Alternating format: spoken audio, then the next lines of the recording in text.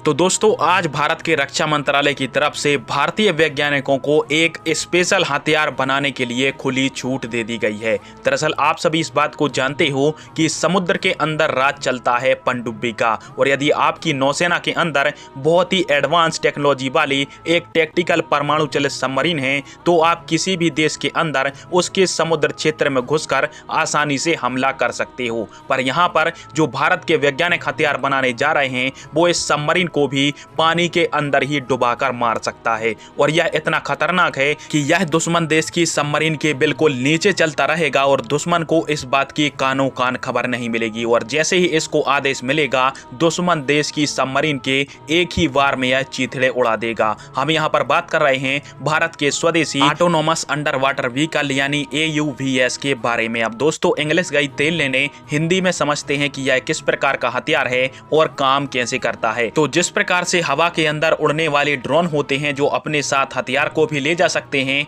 और इन हथियारों के माध्यम से दुश्मन देश के ऊपर हमला भी कर सकते हैं, और यह जो अपना AUVS है वो कुछ इसी प्रकार का ड्रोन है जो कि पानी में चलता है, और इसको चलाने के लिए किसी भी प्रकार के पायलट को इसके अंदर बैठने की आवश्यकता नहीं होती। पर यह जो ड्रोन है वो इतना खतरनाक है कि यदि लड़ते लड़ते इसके सारे हथियार भी खत्म हो जाए तो दुश्मन देश जो हमारे लिए माइंस को बिछाते हैं ये उन माइंस को इकट्ठा करके दुश्मन देश के पनडुब्बी और उनके शिप के सामने तत्काल बिछा देता है, जिससे दुश्मन देश के जो हथियार हैं उनका यूज यह उन्हीं के खिलाफ कर देता है। और साइलेंट इतना है कि मैंने आपको पहले भी बताया कि दुश्मन देश की पनडुब्बी के नीचे यह चलता रहेगा और दुश्मन देश को इसके बारे में भनक भी नहीं लगेगी, और एक माइन दुश्मन देश की पनडुब्बी के सामने जाकर जैसे ही डिप्लॉय करेगा तो दुश्मन देश की पनडुब्बी तबाह हो जाएगी। और इसलिए भारत के वैज्ञानिक अब ऐसे पानी के अंदर चलने वाले ड्रोन को बना रहे हैं जिसका वजन 40 टन यानी 400 क्विंटल का है, और इसके लिए भारत का जो DRDO है